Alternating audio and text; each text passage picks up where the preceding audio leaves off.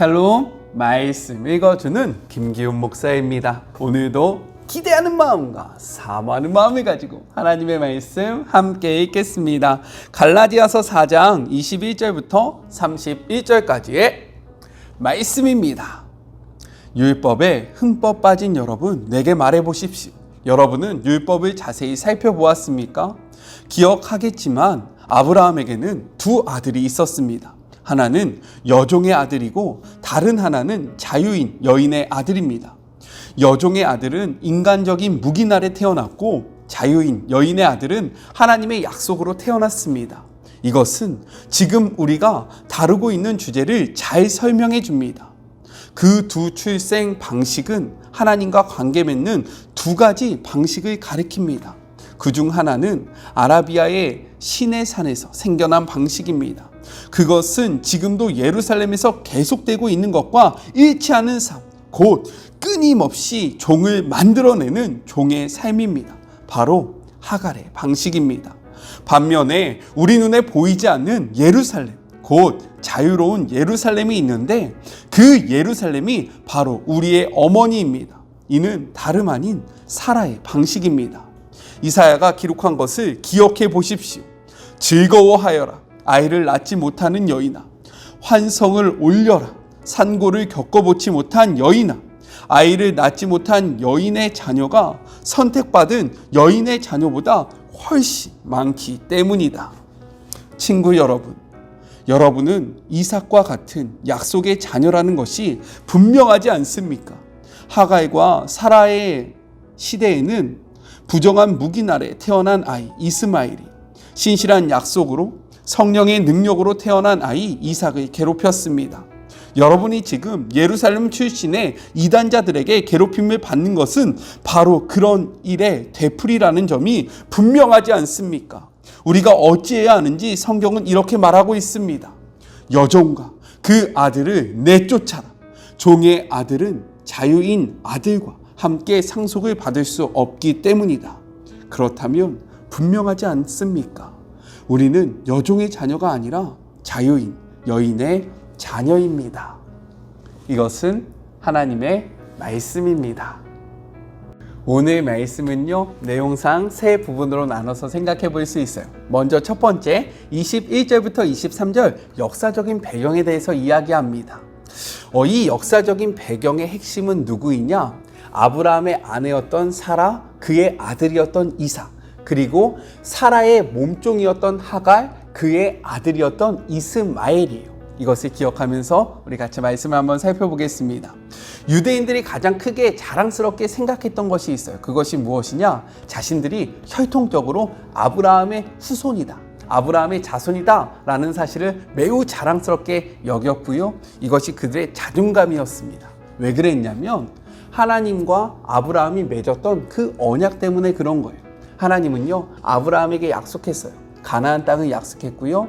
하늘의 별과 같이, 그리고 바다의 모래와 같이 많은 후손을 너에게 줄 것이다 라는 신적인 언약을 합니다.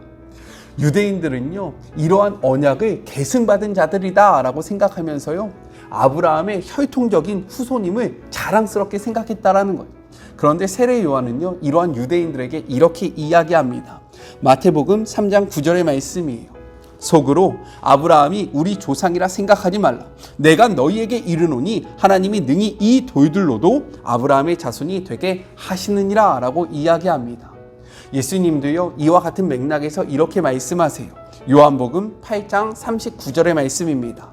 대답하여 이르되 우리 아버지는 아브라함이라 하니 예수께서 이르시되 너희가 아브라함의 자손이면 아브라함이 행한 이들을 할 것이거늘. 40절. 지금 하나님께 들은 진리를 너희에게 말한 사람인 나를 죽이려 하는도다. 아브라함은 이렇게 하지 아니하였느니라 라고 이야기합니다.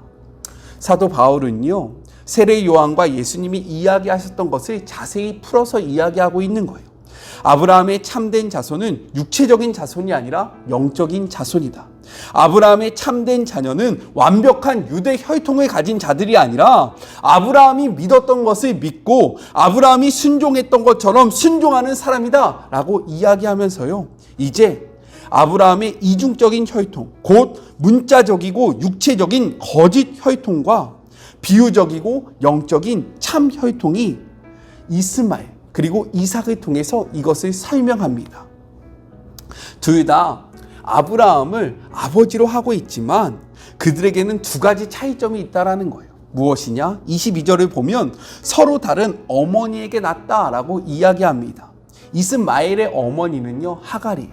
그런데 이 하갈은요 사라의 몸종이었고 아브라함의 종이었습니다. 반면에 이삭의 어머니는요 사라입니다. 이는 자유인이었고요. 그리고 아브라함의 아내였다라는 거예요. 그렇기 때문에 그의 자녀들은 어머님의 신분에 따라 갈라진다라는 거죠. 하갈의 아들 이스마엘은 어머니가 종이었기 때문에 이는 종이라는 거예요.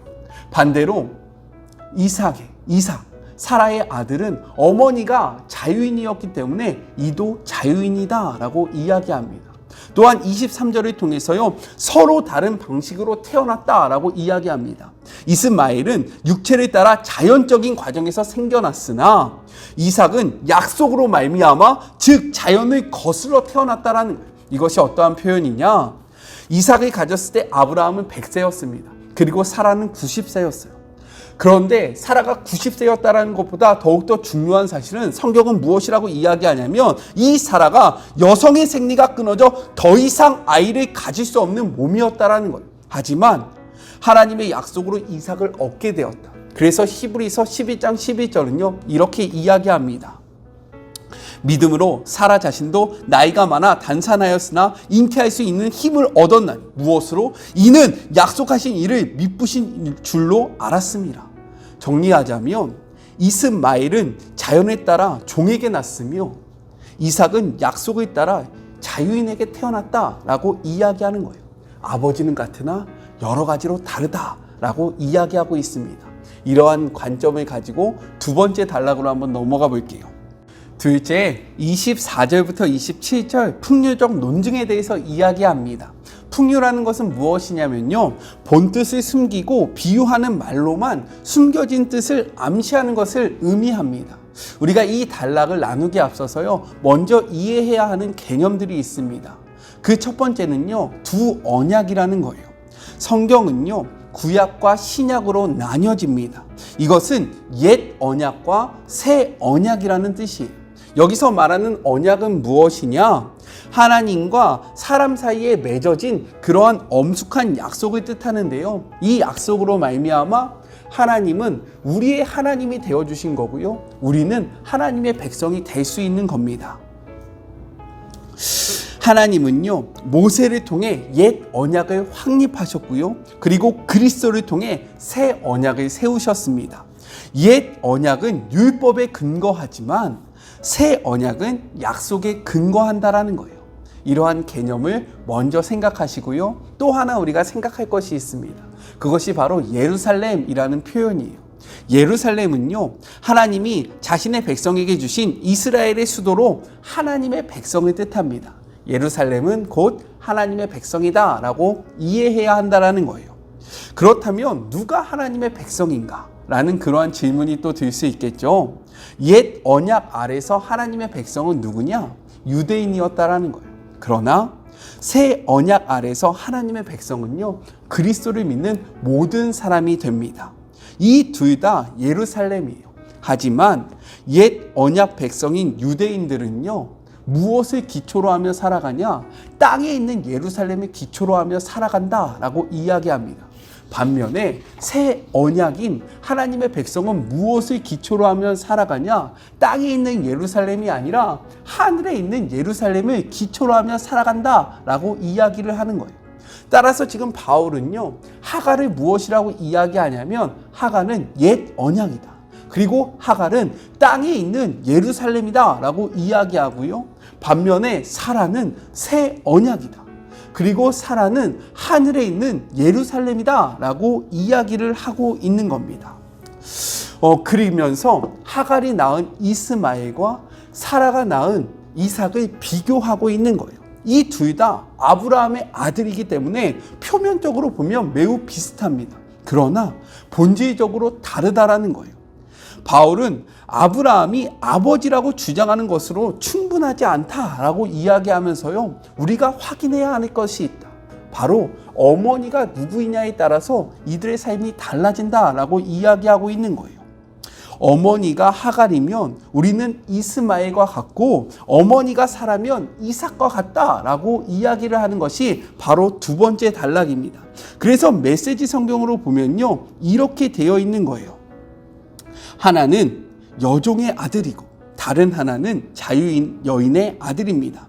여종의 아들은 인간적인 묵인 아래 태어났고, 자유인인 여인의 아들은 하나님의 약속으로 태어났다. 이것은 지금 우리가 다루고 있는 주제를 잘 설명해 준다.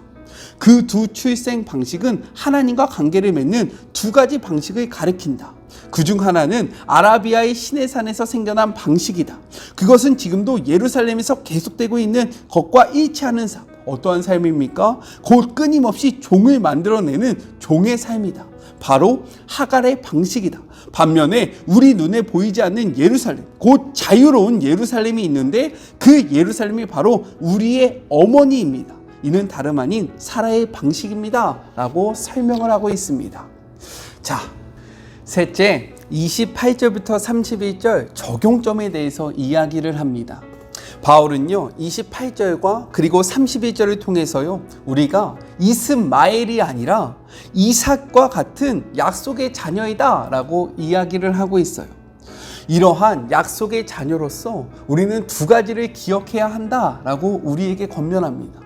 갈라디아 성도들아, 너희들은 그런 종의 자녀, 율법 아래에 있는 이스마엘이 아니라 너희들은 하나님의 약속으로 말미암아 태어난 이삭과 같은 존재이다. 그런데 너희가 기억해야 하는 두 가지가 있다라고 이야기를 하는 거예요. 그 첫 번째는 무엇이냐? 29절, 박해를 받는다라는 것입니다. 성경의 기록을 보면 이스마엘이 17살의 청년이 되었을 때 이삭을 괴롭히고 조롱해왔다는 것을 우리가 찾아볼 수 있습니다. 이와 마찬가지로 우리는 이삭과 같은 존재이기 때문에 이스마엘과 같은 존재들이 우리를 박해할 수 있다라고 이야기하고 있는 거예요. 아브라함의 영적인 후손인 그리스도인들에 대한 핍박은 언제나 우리와 관련이 없는 낯선 세상 사람들로부터 일어나는 것이 아니라 우리의 이복 형제들, 즉 명목상의 교인들로부터 일어난다라는 사실을 우리에게 이야기합니다. 실제적으로요, 바울을 보면 바울이 그러한 삶을 살았음을 알 수 있어요. 바울 역시 불신자들에게 공격을 받고 박해를 받았던 것이 아닙니다. 언제나 나는 예수를 믿는다라고 이야기했던 유대 기독교인들, 마치 이스마엘과 같은 자들이 이삭과 같은 바울을 공격했다라는 것. 마찬가지로 이 이삭의 그러한 복음을 소유받은 우리도 바울이 이스마엘에게 공격을 받았던 것처럼 우리도 너희들이 이러한 이스마엘의 공격을 받게 될 것이다. 이것을 너희는 기억해야 한다. 이로 인하여 낙심하지 말아야 한다. 이로 인하여 포기하지 말아야 한다. 이로 인하여 우리가 이삭이라는 사실로부터 벗어나거나 도망가서는 안 된다라고 이야기를 하고 있는 거예요. 그리고 둘째, 30절, 그러나 유업을 받는다라고 이야기합니다. 이삭이 자신의 이복 형제 이스마엘의 조롱을 견뎌야 했지만 결국 아브라함의 유업을 이어받은 것은 이스마엘이 아니라 이삭이었다라고 이야기하는 거예요. 우리 성경의 말씀을 같이 한번 읽어볼까요? 창세기 21장 12절의 말씀입니다. 하나님이 아브라함에게 이르시되 내 아이나 내 여종으로 말미암아 근심하지 말고 사라가 내게 이른 말을 다 들으라. 이삭에게서 나는 자라야 내 씨라 부를 것임이라 라고 이야기합니다. 창세기 17장 18절부터 21절을 보면요, 아브라함은 이스마엘이 자신의 후사가 되기를 원했습니다. 하지만 하나님이 이것을 허락하지 않으세요. 하나님은 이것을 단번에 거절하십니다. 그리고 나서 사라는요, 아브라함에게 이야기합니다. 그의 여종 하갈과 그의 자녀 이스마엘을 자신들로부터 떠나가게 하라라고 이야기했을 때 하나님은요, 창세기 21장 12절의 말씀을 통해서 이야기하시는 거예요. 사라의 말을 들어주어라. 그리고 이삭만이 너의 씨앗이 될 것이고 너의 후손이 될 것이다. 이렇게 약속을 합니다. 이렇듯 아브라함에게 하신 하나님의 약속은요, 그 약속의 자손은 육체적인 혈통에 따른 유대인들이 아니라 영적인 혈통에 따른 이삭이었다라고 이야기를 하는 거예요. 또한 여종과 그 아들을 쫓아내라 라고 기록되어 있지 않습니까? 이 말은 무엇이냐면 율법 자체가 율법을 거부했다라는 것을 분명하게 보여주고 있는 거예요. 하갈 그리고 이스마엘은요, 종이었고 율법 아래에 있는 자들이다 라고 이야기하지 않았습니까? 이들은 이 땅에 있는 예루살렘이다 라고 이야기했잖아요. 하지만 하나님께서 이 하갈과 이스마엘을 쫓아내는 것을 허락하셨다라는 거예요.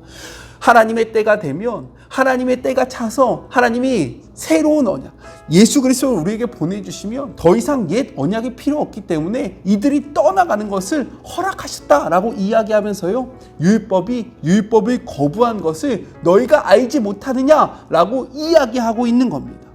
유대인들은요, 이 말씀을 어떻게 해석했느냐? 하나님께서 이방인들을 거부하셨다라고 해석했어요. 하지만 바울은요, 동일한 말씀을 통해서 이야기하는 거예요. 하나님께서 율법을 끝내셨다. 율법을 거부하셨다. 하나님은 율법을 자신의 자녀로 삼으신 것이 아니라 믿음 안에, 약속 안에 있는 그러한 자녀들을 자신의 자녀 삼으셨다라고 이야기하고 있다라는 겁니다. 우리는요, 영적인 이삭입니다. 믿으십니까? 그렇기 때문에 이 길에는요, 박해가 있을 수 있어요. 아니요, 박해가 있습니다. 하지만 이 박해 뒤에는요, 하나님의 유업이 우리의 삶 속에 기다리고 있다라는 거예요. 따라서 이 믿음의 여정에서 우리는 이탈하지 말고요, 어떻게 이삭된 우리가 이스마엘의 길로 나아갈 수 있겠습니까? 바울은 이 말씀을 통해서 율법을 설명하고 갈라디아 교인들이 그들이 다시금 율법 아래에 속하면 안 되는 이유를 분명하게 이야기하고 있는 거예요. 이 말씀이 정말로 바르게 깨달아지시는 그런 복된 하루가 되었으면 좋겠습니다. 우리 같이 기도할까요? 하나님 감사합니다. 이스마엘과 이삭을 통해서 우리가 약속의 자녀라는 사실을 다시 한번 확증해 주심에 감사합니다. 이삭의 삶에는요, 이스마엘의 공격이 있음을 우리가 기억하게 하여 주시옵소서. 이 공격은 정말로 세상 사람들의 공격이 아니라 교회 안에 있는 율법주의자들의 공격이고 가장 가까운 이들의 공격이라는 사실을 기억하며 이 공격으로 인하여 넘어지거나 쓰러지거나 좌절하는 것이 아니라 하나님의 유업을 바라보며 정말로 하나님의 약속의 근거로 이 모든 것들을 이겨내는 주의 모든 자녀들이 되게 하여 주시옵소서. 하나님, 깨닫는 성령님을 우리 안에 보내주셔서 이 말씀이 우리 마음속으로 깨닫게 하여 주시고 하나님의 이 약속을 부여받는 주의 모든 자녀들이 되기를 소망합니다. 함께 하실 주님을 기대하며 거룩하신 예수님의 이름으로 기도드립니다. 아멘. 우리는 약속의 자손, 우리는 영적인 이삭입니다. 이 사실을 기억하시면서 우리의 삶에 박해가 있을지라도, 우리의 삶에 어려움이 있을지라도 이 길을 떠나지 않고 하나님의 나라를 유업으로 받는 주의 모든 자녀들이 되기를 주님의 이름으로 축복합니다. 저는요, 삶의 자리가 시작되는 월요일날 또 만나도록 할게요. 사랑하고 주님의 이름으로 축복하면서 오늘 하루도 힘내세요. 우리 월요일날 만나요. 안녕. 오늘도 수고하셨습니다.